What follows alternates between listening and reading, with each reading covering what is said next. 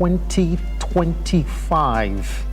My name is Simba Elijah Charles Kiage. Thank you very much for choosing to begin your day with us right here at Look Up TV. There's just a lot that we're going to discuss this morning, all the way from what is trending in the country this morning, issues to deal with SHA, NHIF healthcare, formerly known that is, to schools reopening, universities also getting up to gear to take in the new admissions that have come in this year as well. Just so much. What you can do to participate right here is talk to us at Look Up TV across all your social media platforms.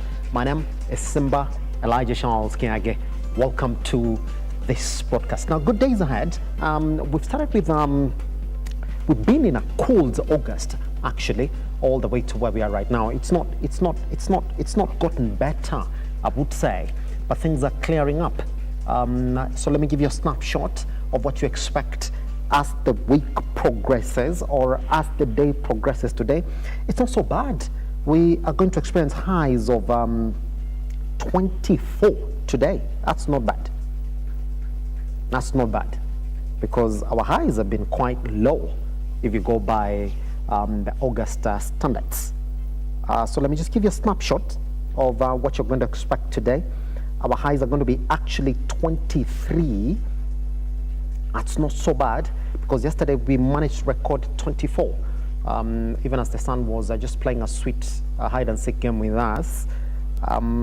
Let's see where we are on at tomorrow. Again, our highs are going to be 23. That's not so bad as well. But as we get into next week, things are not really that good as well, because I will be in September as well. Our highs are going to be around 24 as well. That's not what we are accustomed to. Those are the real effects of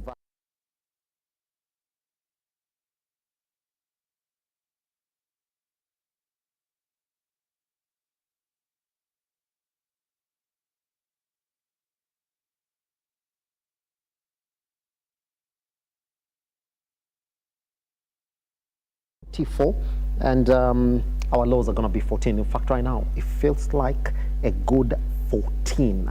All right, partly windy, but here's the thing, yeah? Our air quality, if you look at your weather apps, we're getting told is unhealthy because we're right within the city. So just as we say, schools are open, the economy is moving, the drivers on the road, make sure that you're driving carefully, all right, following all the traffic rules, because as we say, you might be carrying the next president, all right, or your next son-in-law, you know, who knows, all right? So be very careful on the roads, follow the traffic rules, arrive alive, that's what we call it, right here on the morning drift. Good. All right, that's a snapshot of what you expect. Then let's cross over then and see what it is that you're waking up to your dailies this morning. And I would say there's just so much that the dailies are talking about, and it's essentially encapsulated in stories that we've seen since last week. The SHA scandals, they are still ongoing this week. Reports of hospitals that have never been on operation receiving millions from the SHA fund, hospitals that don't even have inpatient facilities also receiving millions in SHA funds, and those hospitals that essentially would require those funds not receiving any of those funds. That's exactly what the Daily Nation has for you this morning. Let's take a snapshot of this story so that you understand it better. Now, this body saying, Health CS Aden Duale revealed the conspiracy to steal from the Social Health Authority, saying authorities had blocked 10 billion shillings bogus claims by corrupt hospitals, which raises queries on the scale of potential of undetected looting. That's a lot. 10 billion shillings. That's a lot of money. All right. And this is what I'm saying. Now let's go in and see what this story is talking about. And that story, by the way, this morning, you're going to get it on page 4 and 5 of the Daily Nation. That's what they're saying. 10.6 billion shillings, the value of rejected 14 claims lodged by rogue hospitals. That's a lot. All right. 2.1 billion suspicious pay demands subjected to further scrutiny. 82.7 billion total claims filed by hospitals for the 1 year SHA has been operational. 3 billion applications under review due to missing documents. All right. 1,029 the number of rogue facilities closed or downgraded because of fraud. That's a lot. 1,029. Ooh. All right. 53 billion the amount paid to hospitals for service offered to patients. Now, if you look at this number, because they're saying that 82.7 billion has been already paid to SHA claims for the 1 year that it's run, and out of that, 10.6 billion shillings, all right, the value of rejected 14 claims logged by rogue hospitals. So you can imagine that out of 87.2 billion, 10.6 billion was rejected. So this could actually push it to 92.8 billion that would have been paid if the ministry didn't crack down on these claims here that have been made by SHA. It's one of those things that you're thinking about, that if indeed the government didn't come in and rein in on this one, then SHA could have been well under those government's programs that would have been failing already. Look at this number, 1,029 health facilities that were either created just to go make those claims or be used by rogue officials just to get those claims. I mean, we've seen stories of even facilities that have never been opened since they were created that were receiving all these monies. What a country that we live in. That story has been covered on page 4 and 5 of the of the Daily Nation this morning. Now, story here on His Highness the Aga Khan, who landed in Nairobi for a 3-day visit. That is Prince Wahim Aga Khan the 5th arrived in Nairobi yesterday afternoon to start a 3-day official visit at the invitation of the president, that is Dr. William Ruto. He was received by Prime Cabinet Secretary Musalia Mudavadi, who is also the Foreign Affairs Cabinet Secretary, and Health Cabinet Secretary Aden Duwale. All right. Delegation of leaders from the Ismail community also welcomed Aga Khan the 5th on behalf of the communities from Botswana, Burundi, Eswatini, Kenya, Namibia, Rwanda, and South Africa. If you want to know exactly what he's going to do, in the country for those 3 days, then you're going to read that story on page 3 of the Daily Nation. And he's in the country under the invitation of President Dr. William Ruto. Good. Other stories here that they're going to read is good news for the 7,414 striking UHC members, medics, that after a protracted dispute, the government has finally agreed to employ disgruntled medics on permanent and pensionable terms starting next month. If you remember, the health sector in the country has been plagued by a lot of strikes, and this one would look like a proper direction now for the medics. Will be counted as a win, because when you're employing 7,414, then that is you saying that indeed some of these strikes are going to be abated in the country. So we're going to read that story on page 6 of the Daily Nation. This has been an ongoing negotiation, because you remember their last strike, which was a year ago, the mother strike of all all the medics in the country that saw them go to the street. We're talking about some of these issues, about how the biggest workforce in the health sector in the country is not permanently employed and pensionable.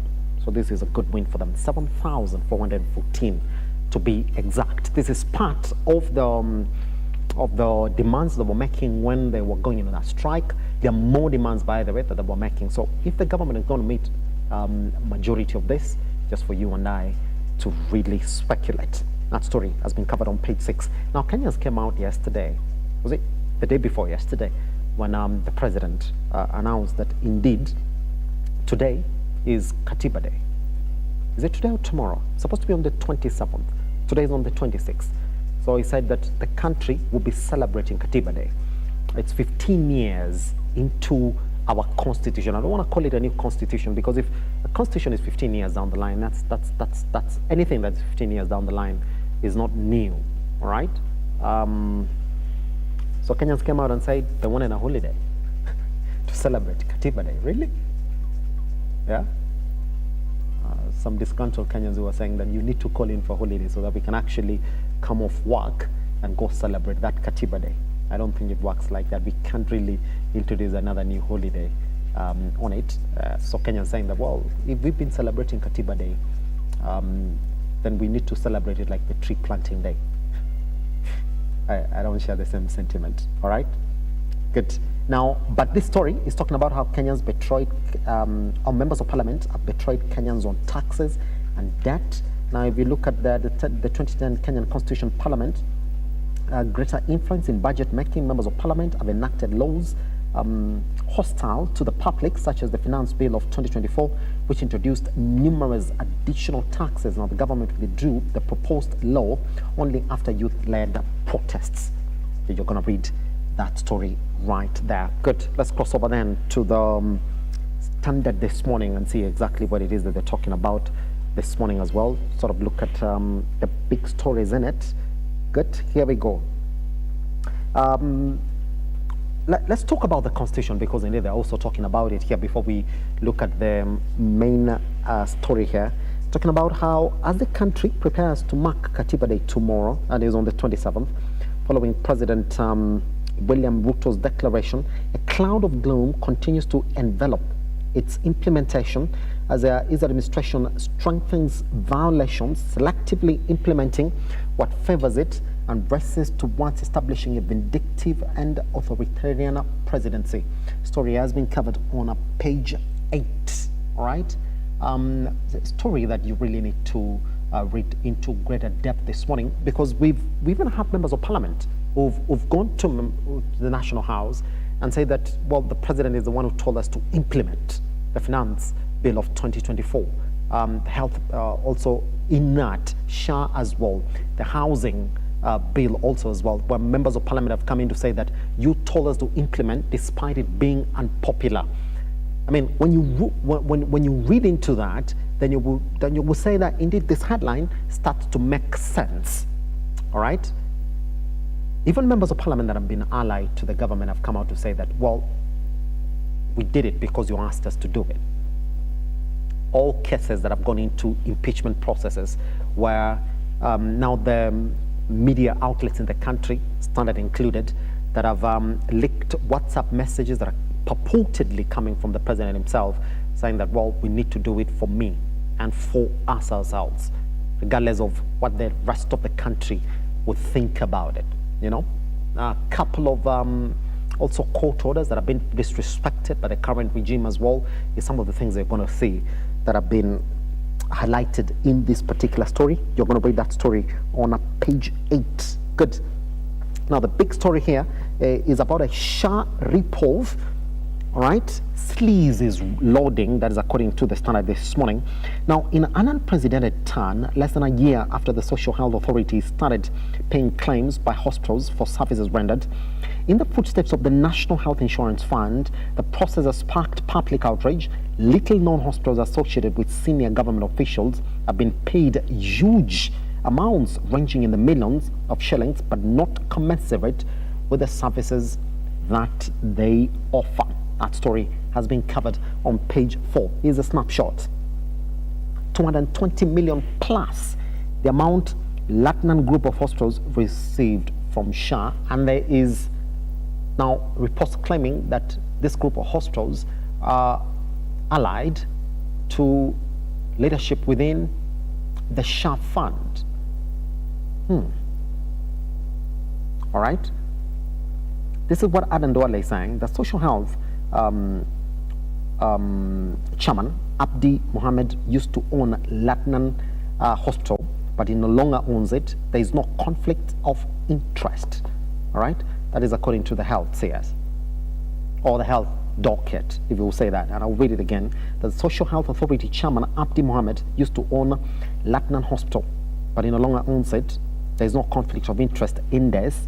Latnan Group of Hospitals is the one that has received 220 million shillings plus from the fund, but then a proper audit will say that the services they offer are not even commensurate to the amount of money that they have received within the 1 year that that fund has been in operation. All right. There's also Abdi Mohammed, who is the co-founder and former Latnan Hospital CEO, is currently chair at SHA. Conflict of interest right there, isn't it? Would you say? All right. Is currently the chair at SHA. And Latnan Group of Hospitals among those who are leading in the amount of money they're receiving. Yeah. It's an interesting read right there. So there's a conflict of interest right there, isn't it?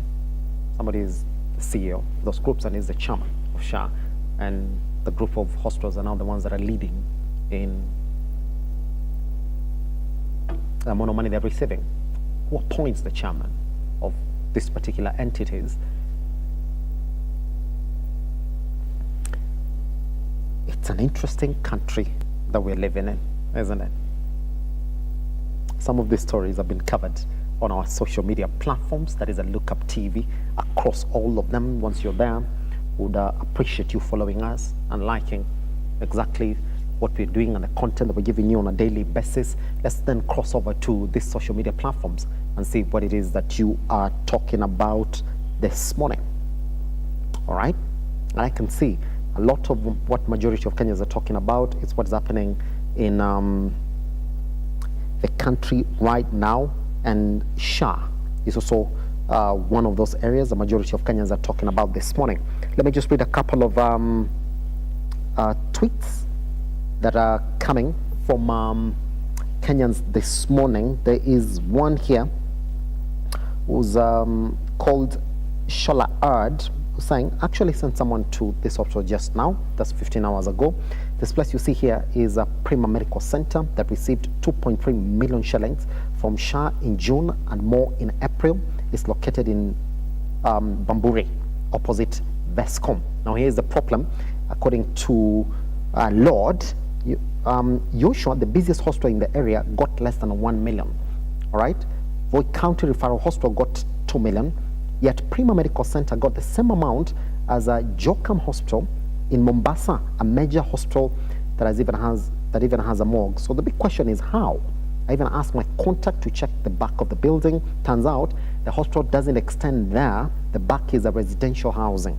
Meanwhile, Yeshua is packed with patients right now. This Prima place, completely empty. I'll be posting the videos and the SHA records. All right? So they're asking the CS this morning, can Duale explain this? Because this hospital isn't what it is being claimed to be. Let them justify how this two-room hospital got more SHA monies than the big hospitals in Mombasa. There's some of the comments that are coming from Kenyans this morning. Now, I gotta read this, and it's from Standard Digital this morning. Was saying SHA pulls down its website list detailing payment of claims to hospitals, disables Kenya Master Facility Registry for tracking payments and facilities details. Also interesting then on why that will be happening at a time when majority of Kenyans are questioning how the monies have been spent on SHA for the 1 year that it has been in operation. Just before we take a tiny breather this morning, then there's Willis Otieno saying, when you connect the dots, it becomes very clear, all right, on how the expenditure under SHA has been over the 1 year. We're going to leave it there. So we ended like this. I've seen a lot of Kenyans are talking about Liverpool. We know what they did yesterday. They won. That's what big teams do. Chelsea, if you're listening.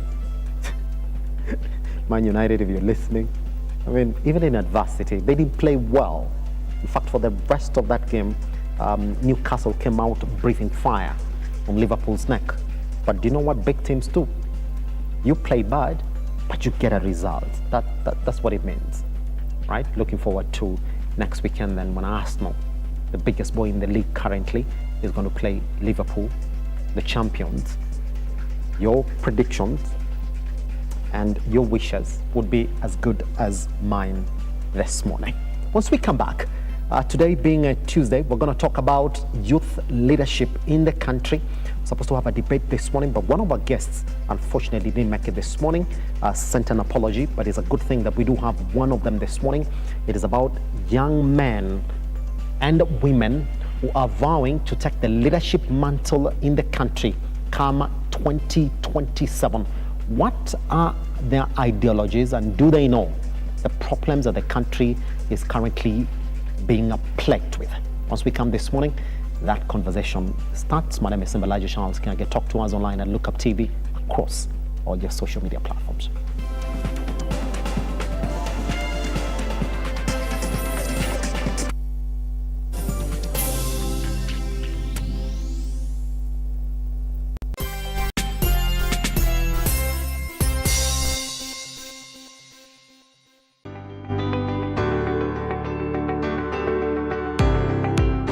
Taarifa zinapochipuka na kutufikia papa hapa kwenye makao makuu ya chumba cha habari cha runinga ya Lookup, kwenye taifa, kwenye serikali, kwenye bunge, tunajitosa hadi kwenye sauti ya wenyeji ili kupata tu maoni ya wenyeji kuhusu masuala haya yanayochipuka. Maana hii kitu inaenda kuumiza Mkenya kwa tax. Hakuna kitu tunafurahia. Nothing. Absolutely nothing. Sisi tunaumia, si ati tunaumia ile ya kiukweli. Juu maisha ni ngumu. Na bila shaka tunapata maoni yao ili sauti yao ipate kusikika. Na watasema hili, waseme lile, watasema hiki na waseme kile, almuradi sauti yao ipate taa. Mambo ya mafuta tena imekuwa ni changamoto zaidi kwa kila mtu wa bodaboda. Uchumi ikikuwa stable, tunaamini mambo itakuwa sawa sawa. Kwanza alikuwa na ria wasa wa boda, mama mboga nini. Hawa sasa ndio wamefinywa zaidi mazuri.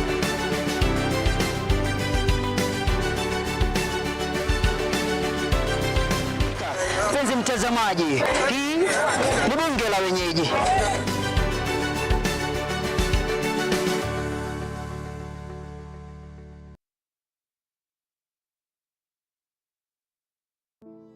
Save a Life is a non-profit organization that has taken the front line in transforming lives in the entire country. So far, we have transformed the life of over 100,000 people through our programs, which include medical support, youth empowerment, street family program, feeding program, and climate change. Join us today as we transform lives. As we always say, service to humanity is service to God. Save a life, transforming lives.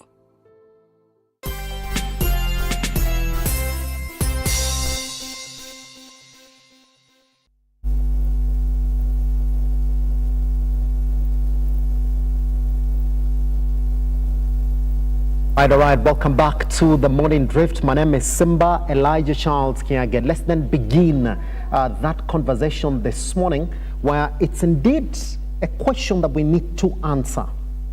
Now, every other person is complaining about leadership this morning, even all the stories about SHA and every other thing that is coming around the healthcare system in the country, all leads to just one thing. When I look at what majority of Kenyans are talking about online, it's purely just about leadership this morning, which essentially then makes us talk about one area that indeed we have to look at this morning.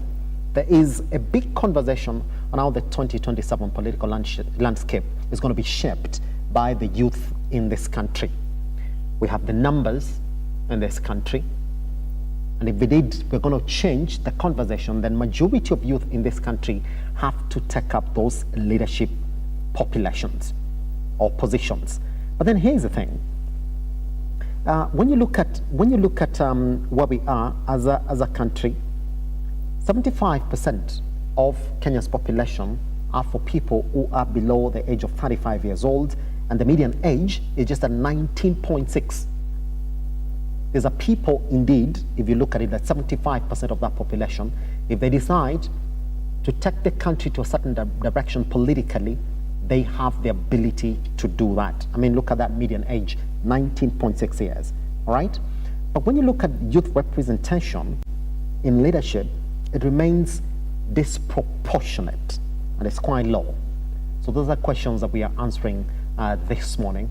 This morning, like I said, I want to apologize. We're supposed to have a panel here this morning, but one of our guests, unfortunately, will not be able to make it. But that notwithstanding, we do have Frajala Obila, all right, who's an architect, a youth leader, comes up in different fashions this morning. But then this morning, he comes in as a youth leader who's aspiring to take the mantle in leadership in the 2027 elections, which then makes it important then to have that youthful conversation this morning on where we are as a country. How are you doing, sir? I'm good, sir. Happy to have you around this morning. Thank you. And welcome to Look Up. Glad. Good. Obila, let's talk about this. 75% of our population is people who are under the age of 35 years old. Yeah. And our median age is just at 19.6. You will say 20 years old then. I mean, when you look at it, then you will say that 75% of the Kenyan population is a youthful population. And if our median age is at 19.6 years old, which is around 20 years old, then you will say that a big percentage of this 75% of the population have the right to go pick a voter's card today and wait for 2027, which is, by the way, I keep on reminding, somebody keeps on reminding me, a year away, and vote, all right?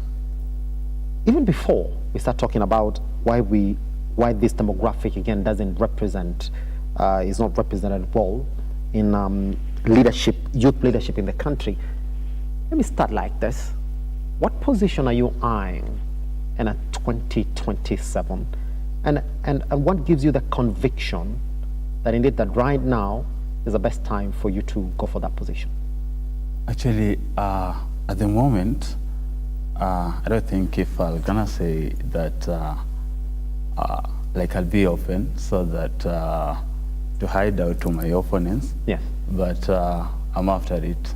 So I'm waiting for the best time, then I'll come it out. Is that where majority of youth find themselves? Because if you look at what your competitors, I'm calling the older generation, yes, sure. They're already campaigning hard on the ground. In fact, majority of their movements have been, again, earmarked as being too early. Instead of them working right now, they are campaigning. Is that why youth are losing out? Like people with potential like you, Obila, you're not coming out early enough to announce to their fellow youth and say, we need to change this. And I'm coming out for this position come 2027. Is that a failure or a proper strategy from your end? Actually, you see, it is one of the issues that are affecting us youth, more so the Gen Zs. Because when you compare like us Gen Zs and millennials, you see, despite for us, we do say that we are fearless and we can move no matter what the situation is. Despite we are after something that we want, as long as it's something that is going to benefit us or benefit our country. When you do just a small comparison with the millennial generation, the guys have done a lot. And when we talk in terms of courage, they have always show up. The good example, I'll try to venture into Arnold Maliba. He's one of my greatest guy over the same. Yes. So you see, along the issue is we are not the failures for not coming out earlier. But I can say that it is just one of the strategies that Gen Zs are using. Yes. Yes, sure. Would you say that 1 year is a bit too late for people not to know the position that you're going for? And in fact, if you look around as well and see, I've been scouting around, looking at what youth are going for in a 2027. You could see that there are ambitions, yes. Sure. But then it's not really clear what they're going for? I get your point. Are we not giving the older generation space to beat us at our own game? Actually, what I can tell you, because when you look into the current affairs, how things are going, Yes. you see the rogue officials, the politicians that are there. You see, at some point we are lacking that space Yes. to express ourselves. Because you see, at some point, I can't have something to present or to come out with, but I'm afraid of what if I stand there? Will I be pressed upon, you see? Yeah. So it gives us a challenge over the same, but all in all, a good number I can say that are coming up well, and they're working out to make sure that they're there. Fantastic. Yeah. Let's talk about these numbers this morning then, because you find yourself in it. You're aspiring, but then even despite 75% of the Kenyan population being under 35 years of age, the median age being 20 years or 19.6 according to 2024 stats. Sure. Why is such a powerful demographic underutilized in leadership? Because you find yourself there, that the youth in this country are the population, but when it comes to leadership positions, we are not actively taking them up. Why do you think there's a disparity? The main issue that is hindering the youth to be there, you see, one, we can start with the financial issues. Yes.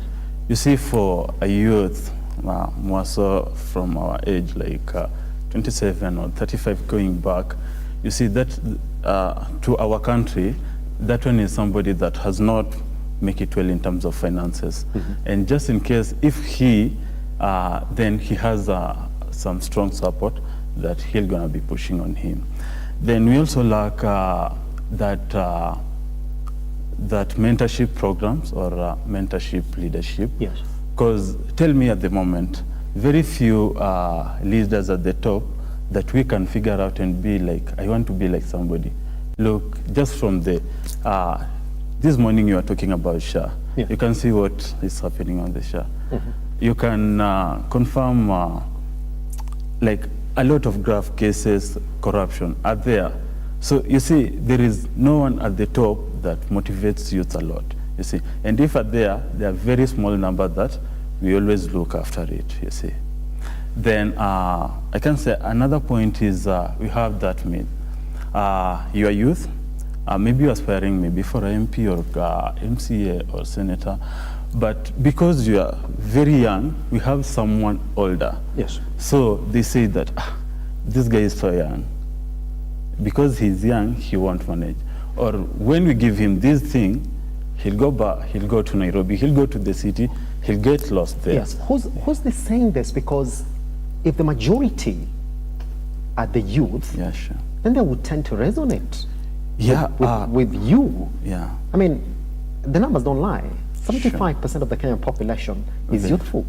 Very true. And that's why we've been having our own spaces, Yeah. just to try to push and like to evict back the things that were there, the myths that were there, That's it. that youth can't prove themselves, that That's they it. can't lead. In a nutshell, I'll be asking you where you'll be vying from as well, because we've been talking about party politics as well, right here on this particular program. But even before that, we'll be like, who is this that you're trying to convince? Are you struggling to convince your fellow youth that indeed you can take up a leadership position? Because if the numbers are anything to go by, you can close your eyes on all these people are saying this and spread your message among the youthful people that you'll be targeting in your leadership, because the numbers are there, that if they come out in large numbers and vote for you, chances are that you might actually win that election.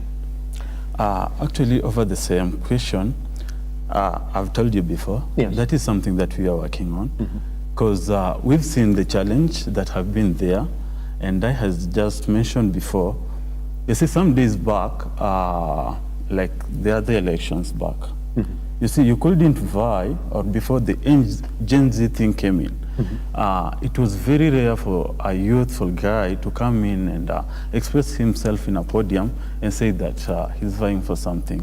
You see, this is not just a matter of only youth, but the entire community, the perspective of the community, how they're gonna see you. We have those one who will be like, hey, he's still young, let's give this older guy a chance to. Yeah. And that's why we were working on that space to make sure that we can convince the entire community, since the youth are the big number, but we Yes. can convince the entire community that we can do this, we can lead, Yes. that it is. Good. Let's talk about your party, because it's also a big thing that we have to consider before you come out and say, well, I'm going to run for an election. Sure. What party are you planning to run under come 2027? And do you believe that your party has accepted youth leadership in it? Because we do know how the nomination processes go, and that's where majority of youth find themselves disadvantaged. So let's talk about that. And do you believe that it's a time that probably youth like you who are vying for these positions need to come up with a youth party that essentially has just youth to make it easier for people like you who want to run for office in 2027? Actually, when we talk about the parties, I can't reveal it now, that I'm going for maybe ODM or UDA or which movement, but the time will tell, because I know myself. But we know that you're going to fall under party. Even I can be independent, as long as I'm expressing myself on what I'm going to do. The issue is... Even as you sit there and say that you can't be independent, Yeah, are you also fighting you're also fighting within yourself, saying that if I fall within a certain party, that they might look at me and say that I'm probably too young to be given this nomination? Actually, at the moment, I can't say that, because we have parties. All parties are open either to youth Yes. or older. That's So I have no problem with that. But you see, we had issues before, like last year, we had all of Amanda Manos and all that. We have, like at the moment, we have a lot that is going on in terms of corruption and Yes. all that. Yes. And you see, there is not any party that is coming in to convince our country or to eye out and say that, hey, this one is happening. These things should be sampled out. Yes. Everything has shut down. Yes. You see. So by the end of the day, you see, at some point, like back in the villages, you see, we have, at the moment we have media is all over. Yes. And you see, like our mothers, they are a bit older, despite they always follow on televisions. Yes.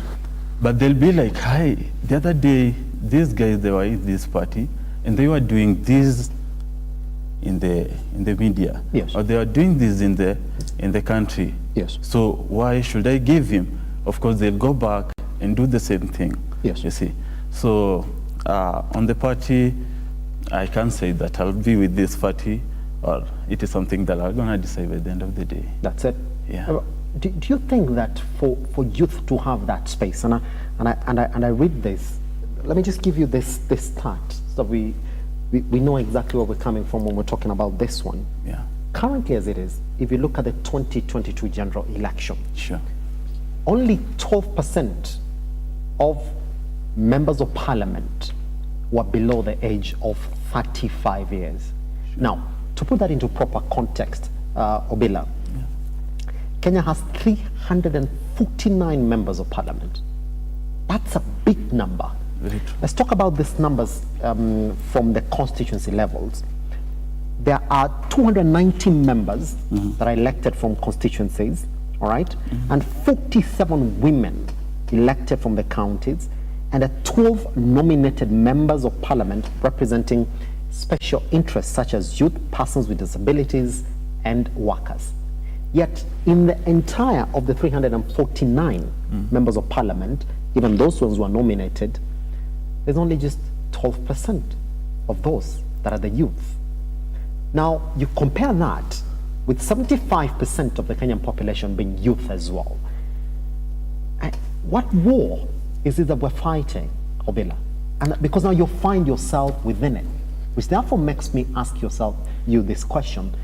Do you think it's time for the Kenyan youth to say, we are coming up with a Kenyan Youth Party that just has youth members of parliament in it, or members of parliament hopefuls in it?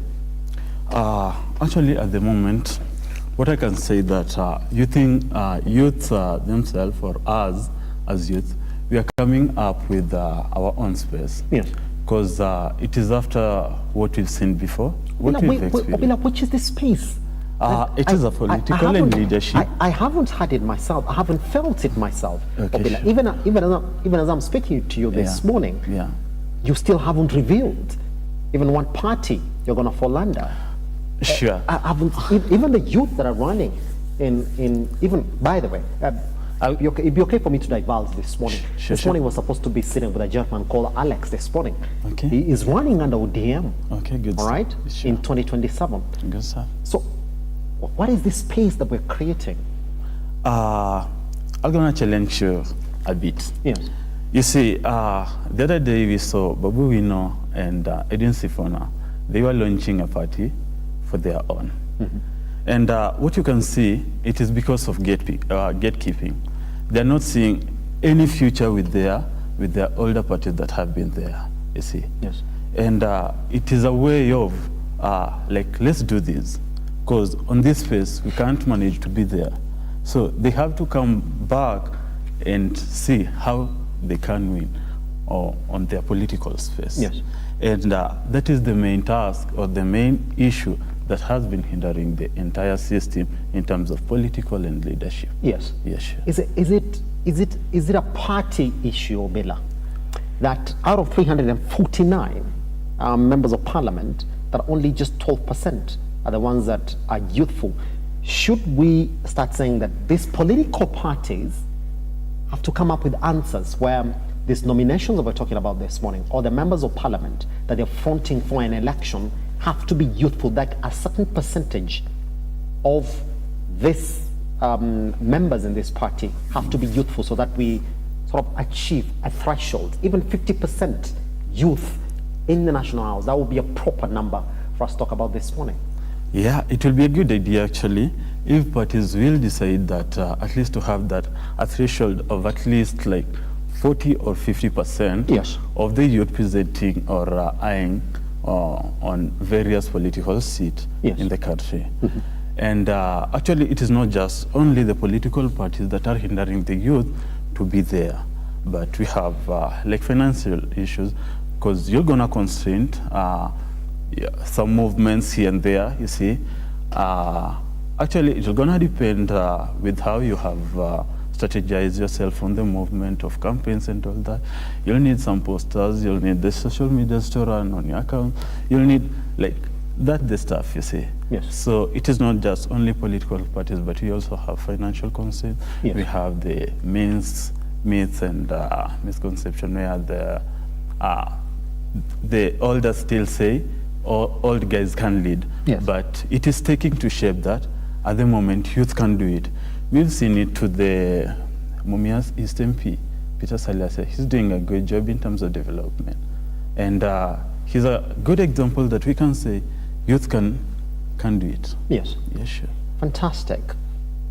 In a way, the Constitution allows for 30% of government opportunities for youth. Sure. Like that's an area that we can talk about this morning. Yeah. When you look at women and people with disabilities, but if you look at the implementation of it, even in areas where youth are supposed to be given these opportunities, again, studies show that implementation in this country is below 10%. Are we fighting it the wrong way by targeting these positions, as opposed to you or Bella this morning saying that, well, I'll be claiming these positions that have been given to me by the Constitution, in the sense of, if youth have challenges to win these positions from the political parties or the general voting process in the country, they can get them constitutionally by saying, we have the 30% allocation and we need it. Is that where we should be beginning from, as opposed to saying 2027 is coming and majority of youth are going to come up with their voices? I also want you to attach that response to these claims that are going around. And I think you've seen it on social media. Sure. That if you look at majority of the youth in this country, they do not vote. What do you think is going to change this time around, where the youth in this country are going to come out and vote in big numbers to give the likes of Obama and the rest of the youth who are gunning for those positions in 2027 a chance for political office? Yes, sir. Actually, it was before that youth couldn't vote. And you see... why couldn't they vote for Bella? Let me just give you this. Yeah. In 2022, I was into the political space, and I was there campaigning for one of my mentor in politics. Yes. And there is a friend of mine, not even one, but several. I reached him and I told him, hey, let's join this, let's do this, let's campaign for him so that by the end of the day, we're gonna get this, we're gonna have some good leadership, they're gonna bring for us developments and the youth, we're gonna get this. But the guy told me this, hey bro, I can't, because the moment I'm gonna vote him in, this guy will forget about me, you see. So it is something that he had already experienced, but, okay, he experienced, but until when? The question is until when? So that's why the last year, Mandamano, we were trying to tell the government, it is time for us to take a lead, you see. Because, you see, in some scenarios, our leaders are there. Like a good example of the finance bill. We have those on who vote yes, and we have those on who vote no. Yes. For those on who vote yes, have made our common wananchi to pay high on taxes. We are not seeing those developments. We have not seen those money that they say that they have allocated for youth in the county, we're not seeing them. It is very few, or maybe I can use like one of my ward, I can say Honorable Odhiambo. He's doing a good job. He's called Sir Donald Kumu, yes, MCA. He's doing a good job because at least he came up with a fund. He divided the ward into 4, subdivided the youths into it, asked them to come up with some projects, agricultural. So he always at least try to fund in some funds. They run the agricultural projects, and at the same time, the youth use the money at least for some few. Yes. But with the aim of the profit is for them, but the money comes back to help other projects in the world. That's it. Yeah. Pretty much. But so the question therefore being, even when you look at the guys who've come up as being youth leaders, sure, during this period when the youth have really come to speak heavily about what they think about how the government is being run, they haven't declared that they will be running. In fact, majority of them have been absorbed into government. Sure. To the point that your voices now are again saddled. They're a bit softer, they're not as loud as they were. Which is why, for majority of the people who are looking at the youth that are talking big about 2027, they turn around and say, but we don't see you, we don't hear you, all right? So what's going on that area? Where are these voices? Actually, over the same, I think the challenge that we've been facing, yes, and we are totally working on it, and I'm sure maybe in 2 or 1 month, the things will be okay. Because what I can say, we've been lacking that political structure of leadership. Because when you see the last year Mandamano, it ran well. Okay, we were leaderless, but by the end of the day, you see, the government is stepping on us. The bills are being passed in the government. Was that the mistake? Actually, was that the mistake? Lacking a leader? It was not a mistake at the moment. But you see, we were afraid of one thing. Anytime you see what the government could do, once they realize that maybe you're the spokesman, or you've tweeted anything concerning or against the government, then you've been abducted, you see. And that is why most of the guys could calm down, like could go into, like could hide out. They don't want to appear. Because anytime you talk against the government or you're trying to correct the truthful, then you are out. The other school of thought was that during that period, that's when we could have seen this movement rise beyond just saying no to government policies, just saying no to the finance bill, that it could have moved into something different, where we would have seen appointed leaders, where we've seen subscriptions into political parties for the youth, that agenda could have been moved beyond what we saw in the country. Exactly. But the fact that majority of youth came and said we are leaderless, we don't want a voice, that we are speaking in unison, it's easier for that voice to die if there's no movement around it. Exactly. That your failure was that you didn't create a movement that will go beyond what you are pushing for in the country, Billa. That you're not seen now, you have no face because you have no leader. That's why we don't have a youth political party in the country now. And that's why majority of people are looking at you now who say it's very, very easy for you to lose come 2027 again. Well, what do you respond to that? Actually, you see, as I had told you before, what we've been lacking is that political leadership structure. Yes.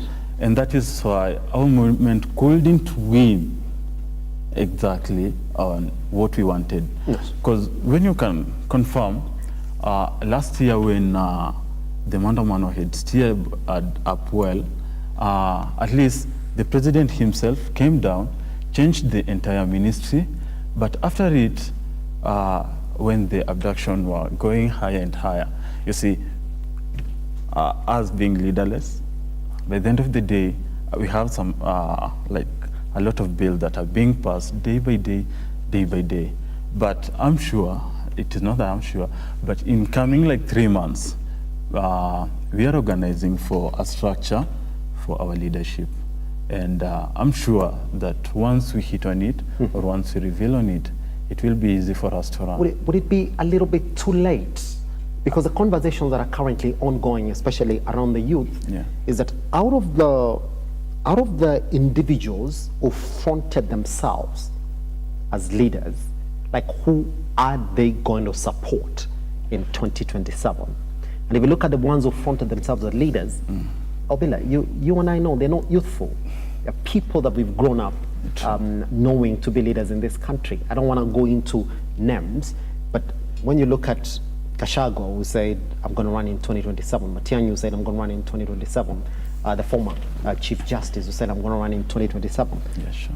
Those are not youthful people per se. Kalonzo Musyoka said, I'm going to run in 2027. Sure. And those are the options that the youth are now debating, as opposed to saying, we've locked you out as the older generation, our candidate is this one, and we're going to push them all the way to the end.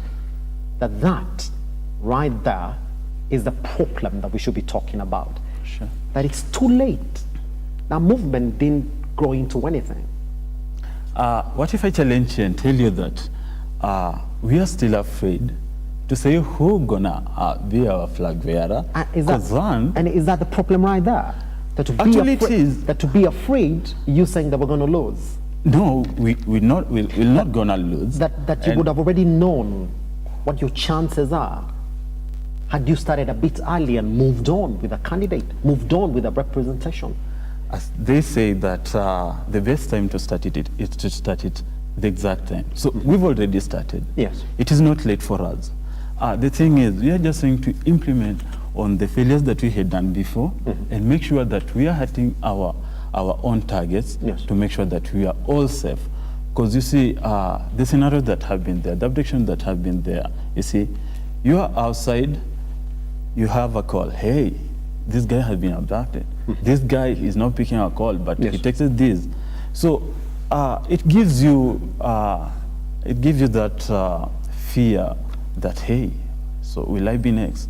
And you see. Yes. And actually when you confirm at least like 20, not even 20, like almost 100% of the youths who have been abducted before, they always came out and they go in silent.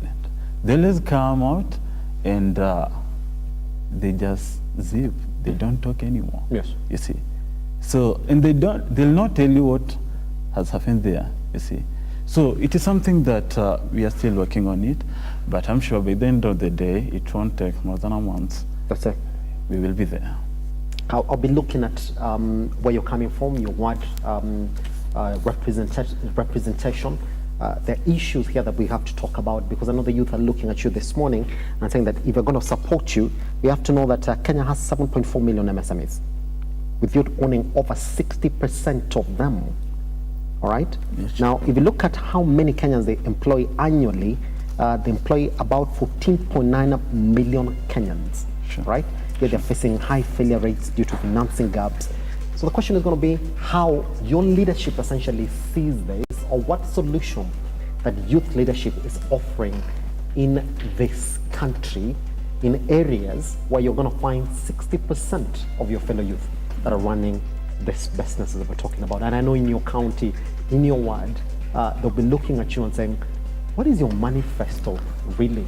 Once we come back right here on The Morning Drift, we are interrogating the youth, the young and the ready in the running to the 2027 general elections. You can also get involved this morning at Look Up TV across all your social media platforms. Talk to us. We shall talk back to you once we come back, still with Obila.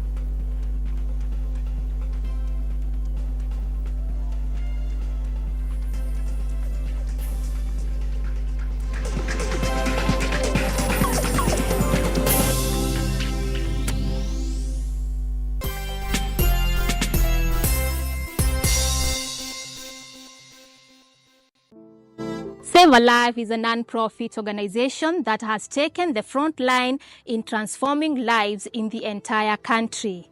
So far, we have transformed life of over 100,000 people through our programs, which include medical support, youth empowerment, street family program, feeding program, and climate change. Join us today as we transform lives. As we always say, service to humanity is service to God. Save a life, transforming lives.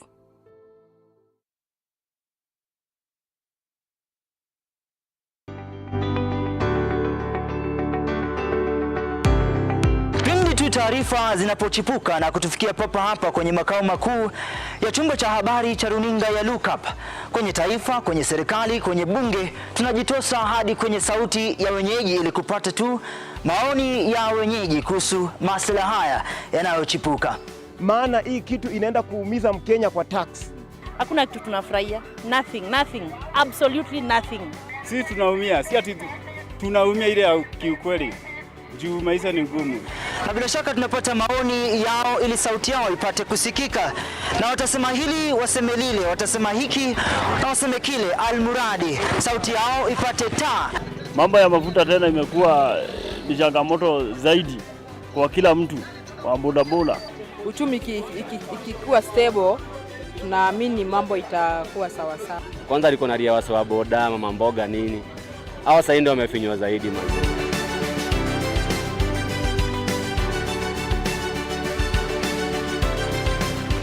Mpenzi mtazamaji, hii ni bunge la wenyeji.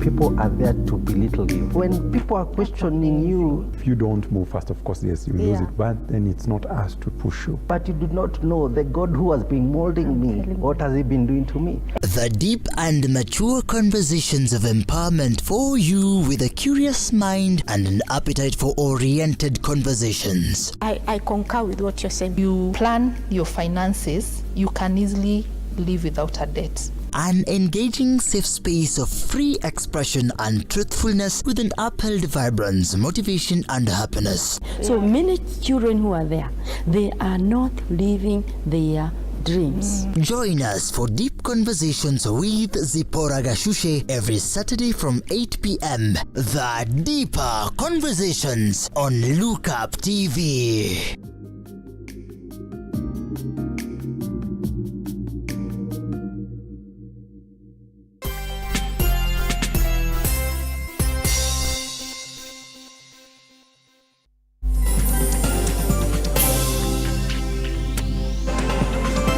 All right. Welcome back to Look Up TV. Also get involved at Look Up TV across all your social media platforms. This morning, we're talking about the young and ready, all right? The youth political quest for 2027. What are they saying? Are they ready? What are they doing? Is it a lost cause? Or indeed the youth can actually come in and give us the solutions in the country, all right? Let's get into the last part of our conversation this morning. We are with that kind of youth in the studio this morning, Uzobela Parjala. How are you doing, sir? I am doing good. Let's continue. Your ward and your county, because that's exactly where your votes are going to come from this time around. Exactly. Do you think that they have started to accept youth leadership? Because that's what we're talking about this morning. And if indeed they've started to accept youth leadership, what are you doing? How are you talking to them? How are you talking to the young people in your ward who own 60% of the small businesses, who are trying to eke out a living, who are crying of the bad leadership within the ward levels, within the county levels? What are you saying? Is there a youth language that speaks directly to the problems that the youth are facing in these areas? Good stuff. Okay, actually, that is under my ward. I come from Koyonzo ward. Yes. It is found in Kakamega County, and Honorable Donald Dukumu, who is the MCA. Yes. And actually, sometimes, actually it was just the other day, I was talking to a friend of mine who comes from Bungoma, and I was telling him, we were just sharing how things are going in terms of developments and political leadership under Yes. youth. And he found out that my ward is doing the best. It is just not that I'm boasting up, but you see, like under our MCA has come up with several projects to help out the fund, to help out the youth. And more so he's basing on agricultural, because that is where it is the backbone of our country, and a lot of youths are working on it. So at the moment as we are speaking, we have those who rear animals, we have goats, we have sheep, we have those who are doing just farming, like arrowroots, and they're doing it well. So I can say it is just strategy of making sure that youth are busy.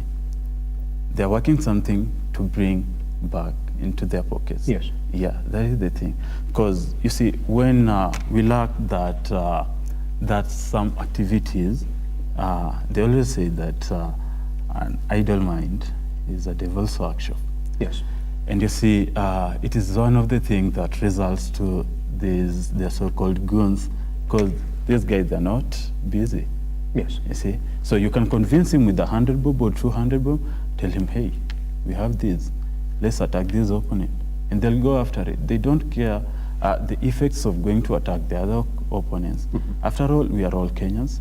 After all, he's your brother, he's your sister, you see.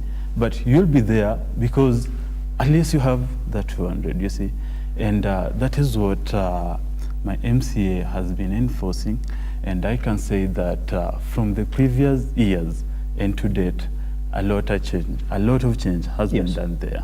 But when you scout, because I know you're going to tell us the position that you're going to, hopefully by the end of this conversation, you're telling us the position that you're actually eyeing in that particular county or ward. Yeah.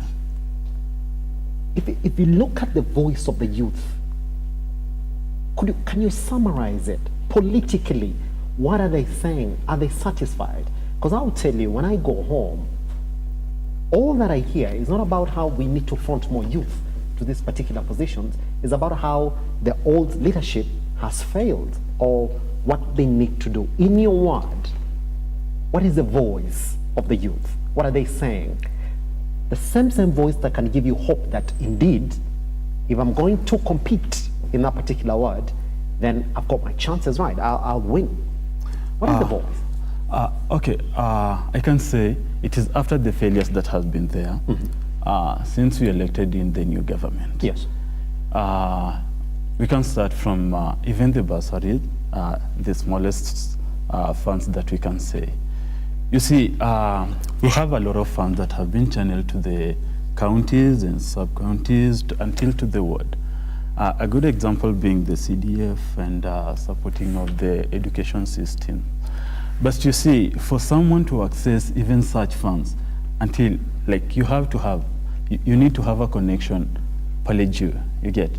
So it is hard for a common guy who is not well known in the village to access such funds of bursary. I personally, I can say I'm a victim of the same.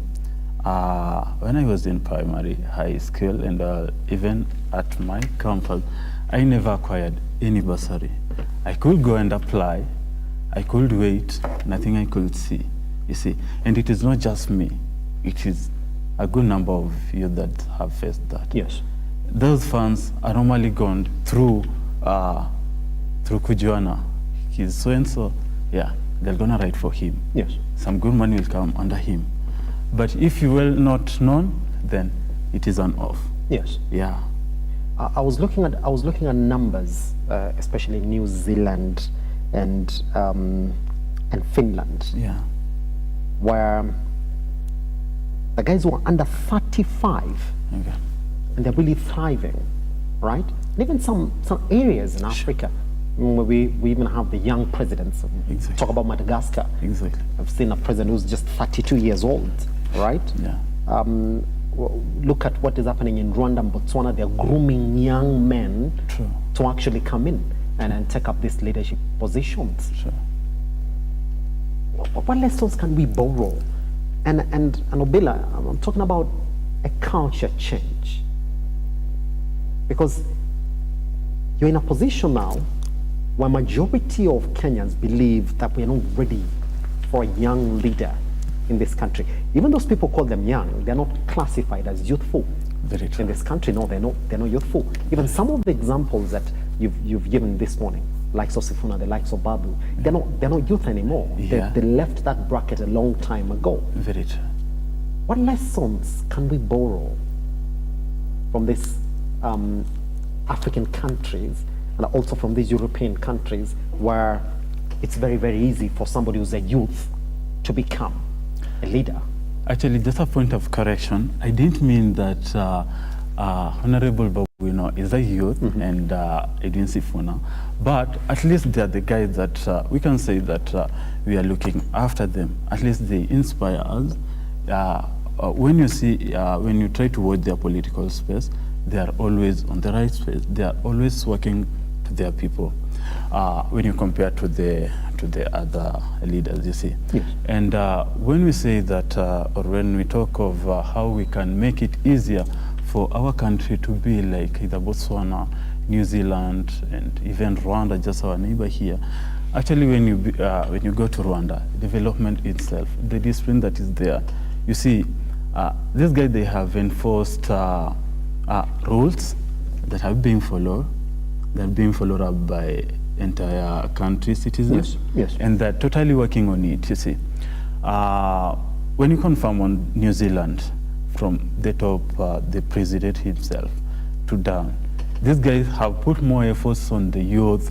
They have invested a lot of funds, and they have specialized some, like they have enforced strong leaders who are enforcing those rules to make sure that are being followed up. And that's why they're having a good results by the end of the day. That is why they're shaping up their youth. We have the youths who are presenting Africa into the UN platforms, you see. And like our country at the moment,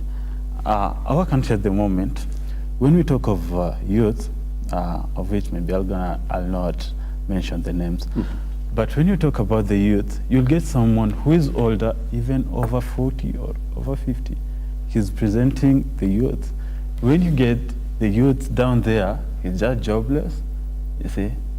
So how will we gonna make it if the older guys are fighting to be in the youth space? Yes. It will be still hard for us. Yes. So I think our country can totally enforce rules and enforce platforms where to teach the youths on how to run yes. business and all that. The best way for us to talk about leadership and youth leadership in this country is through interrogating manifestos that are pushed by leaders. Now, when you're going to be a leader, if you ascend to that position, when you look at the positions that you're eyeing for, what are the top 3 issues that you put together in your manifesto that speak directly to the plight of the youth in this country, Obila? When you talk about the 3 issues that actually will be the strongest one, you see, I'll talk about embezzlement of public funds. You see, these funds come from up, that is from county to sub-county. But you see, the moment this money is into sub-county, this money is embezzled.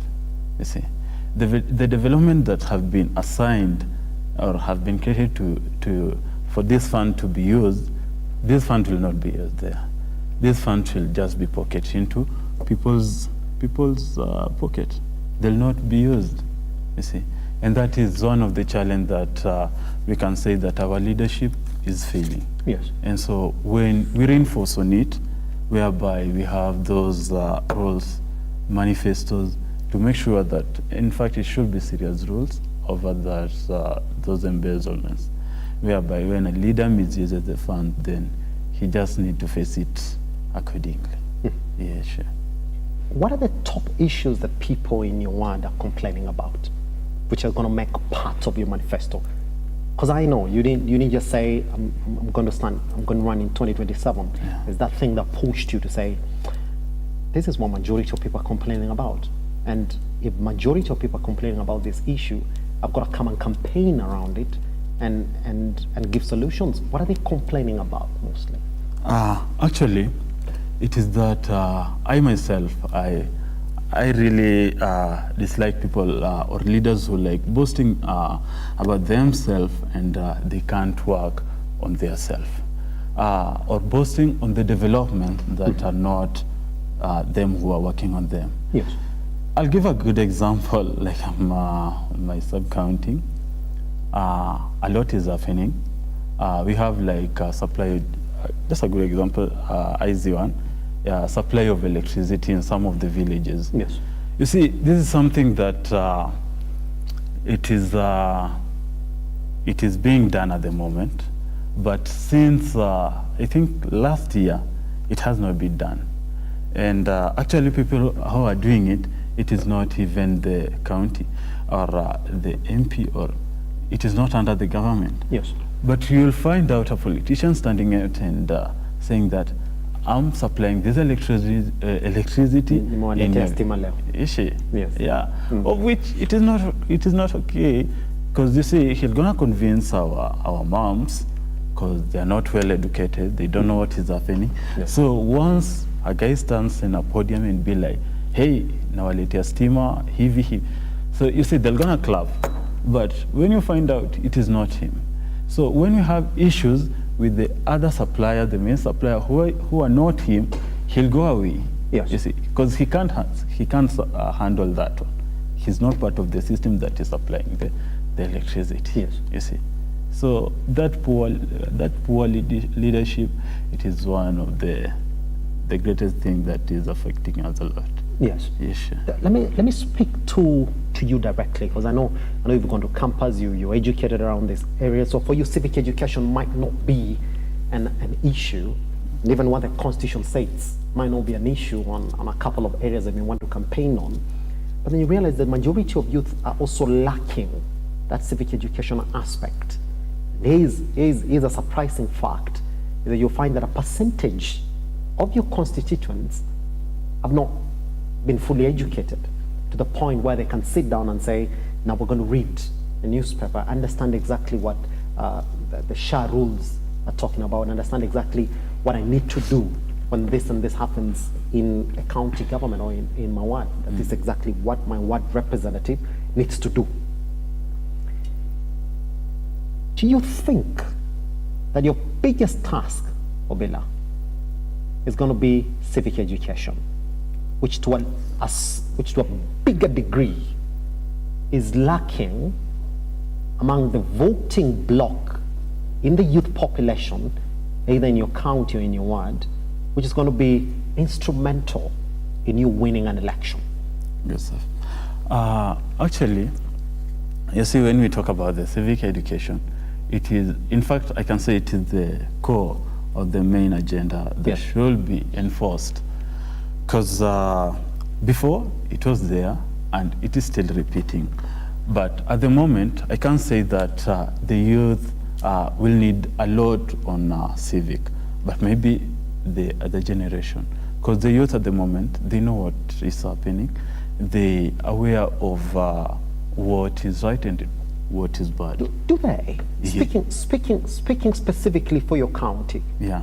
I mean, even these numbers that we're talking about here this morning, youth representation, youth appointments, when the implementation across the country reaches below 10%, I mean, there's a huge 90%, and we've not seen probably youth in your county go up in arms and saying that we need these positions, especially in the county government. Don't you think that that's where the rain starts beating the youth movement in the country? Because majority of the youth who are important for this drive are not well informed on what their civic rights are. Very true. Just on the same issues, it is not just the civic education, but also we have this thing of gatekeeping. You'll get a good guy, a very young, energetic, well-educated on civic education, but because he's young or he comes in a background that is not well known, they'll consider someone else who is maybe close to the heads of the top counties, you see. And that is, so it will be like they're taking someone who is not well educated on something he's going for, and they leave someone who can do it better and who knows what is supposed to be done. And that is where our failures start from. Yes. Yeah. What have you done around this area? Because even convincing people to start voting for you as a youth who's going for this particular position and at 2027 means that you really have to start educating the closest people to you on what they need to do. What are you currently doing? It's just a year. True. I mean, 2026 is just 3 months and then we'll be done. And then we're in the official campaign period for the election in 2027. What are you currently doing on the ground, Obila, that you would say, this is civic education drive for me because I need these people to be educated so that when I come asking for their votes, it'll be quite easy for them to understand what it is I'm talking about? At the moment, we are working on the civic education, as we said before. We are also, apart just from civic education, we are just trying to figure out on how, us like youth, we're going to lead this. We're trying to enforce coming up with platforms, more so on social media. We are working on it, and they're there. It is not just political or leadership, but even running some projects. And you see, by this, anytime we meet, we have a political space. We share on how things are running along the country, along our ward, along our sub-community. So it is one of the things that it is moving step by step. It is one of the things that we are working on it, and we are sure by maintaining the civic education in some good months to come, then it's going to be easy for us to conquer. Yes. Are you facing any challenge currently? I'm not even talking about issues to do with budget, because I know there's a big block also when it comes to campaigning. Are you facing any challenge in penetrating your own county or ward? You see, challenge will always be there. And for a man or a leader, you just have to encounter them. You have to find a way to encounter them. And you see, like, one of the challenges are financial concerns that I had told you. But at the moment, I can see that they are not the main one. Because you see, at the moment, we are well educated. We know what is happening. Yes. We've faced what has been there. And so we are one-minded. We've said, let's go like this. We don't mind if we're going to have this, if we will not have this. If we will not have money for if we'll have this. The good stuff with the current generation is we are all creative. We have guys who are doing the posters. We have the, so it's going to be that, it will not be that big challenge, you see. But the challenge is trying to convince the the back, the older generation, yes, or to convince them, that is by educating them on civic education, that they should not just look on the money only. Pretty much. Let's talk about social media, sure, which is also going to be a big aspect of the population that you're targeting. Have we reached that point in our social media penetration where you would say, because majority of the people that I'm targeting are the ones that are on social media, that you can actually communicate on social media and have a voting block that can actually come through for you in a general election? I was told to ask you this question. Somebody said yesterday that in this country, probably social media is not gotten to that level where it can make somebody a president or a member of parliament or an MCA. They told me to take you back to elections in this country where we've seen leaders like Peter Kenneth, if you do remember, sure, were quite loved on social media, and the communication plan was essentially on social media and targeting the young people through online campaigns. But then, unfortunately, they never saw them to the end of that campaign. They just became online sensations. A tool where majority of them are. How are you planning to rally the young people on social media to actually turn your messaging on social media into a vote come 2027? Good stuff. Actually, you see, when we talk a tool of communication, we can't only rely on social media. Back, I don't know who was it, I don't know if it was His Excellency Gachagua. Yes. Once said, "Skiza ground." And you see, when you rely on the social media, you'll not. In the likes of Abdul Badida, we really liked him before. We could send the likes, we could send messages on the platform, but back then, what was he doing on the ground? There was nothing. So we can't depend only on the social media, but ground, skiza ground, go back ground. Because when I say go back ground or go back to the ground or skiza ground, yes, just make sure that you're on the ground. Let people feel you. Let people feel you're present there. At least touch the lives of those villagers that are there. Yes. Your people that are back in the community. Yes. Be there, show them what is supposed to be done. Be there in some community developments and functions. You see, as once they feel your presence, then it will be easy for you. But when you rely on social media, you can't.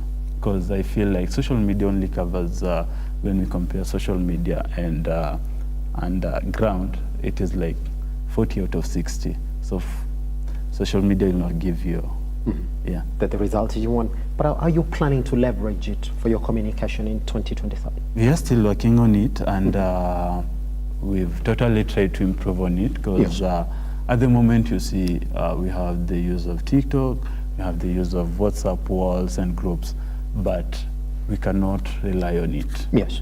Because we have those ones, they're gonna see you on platform, they're gonna see your videos, they're gonna see you on media, but they have never felt you on the ground. So they're gonna remain with, I really need this guy, but how? I have never seen him. This guy stays in Nairobi, how will I? Where I give him, will he go back? Yes. So it remains the big here. Yes. And we can't rely, or our country is not at that level of depending on social media to deliver the civic or the communications. That's it. Yeah. All right, as we clear this conversation this morning, I want to talk about an area that, because I know you've also looked at it. What position are you going to run for?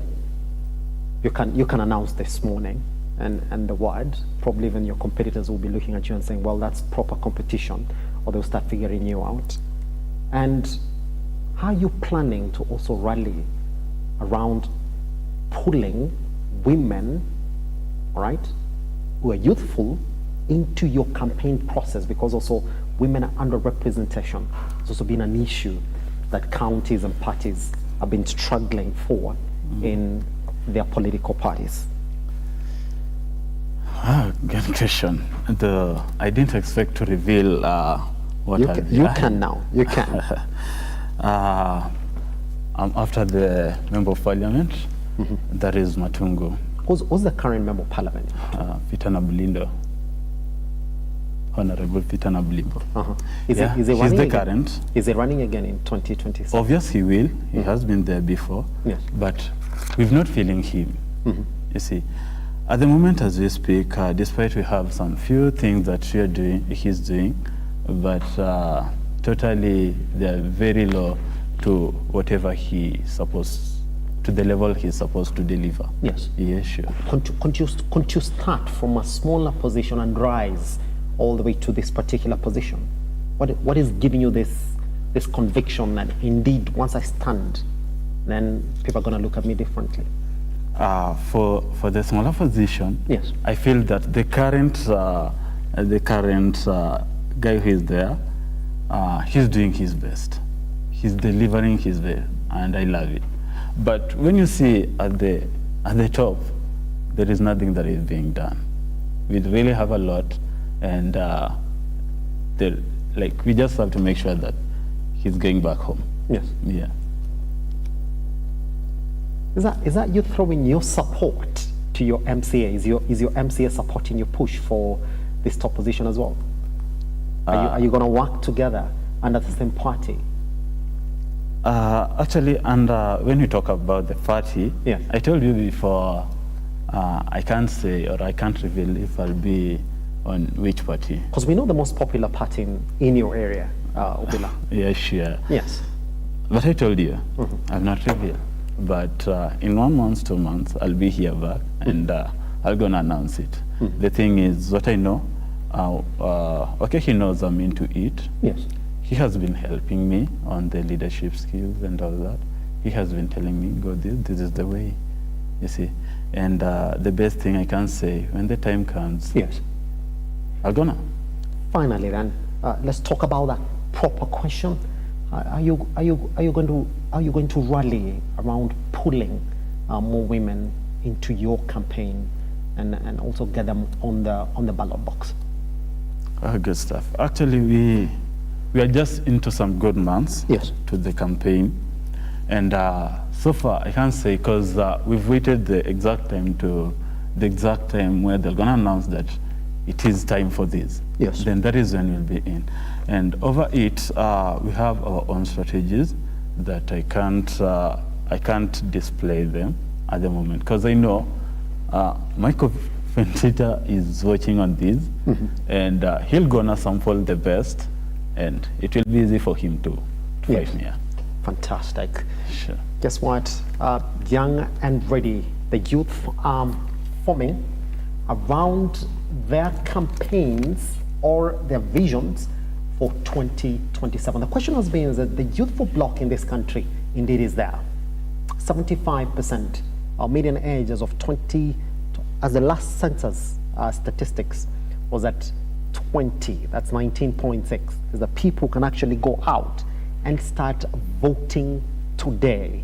But are they going to make that decision that is going to be pertinent in the leadership of this country? That is a question that we're waiting to see if it shall be answered by the youth themselves come 2027. For us, it's just to talk and know exactly what ideologies they're building around their push for office in 2027. Taking back to the time that he joined us this morning and Look Up TV across all your social media platforms. Talk to us, like our content, and we shall meet you tomorrow for another session as well. Obila, thank you very much for coming by, sir. All right, goodbye and good morning.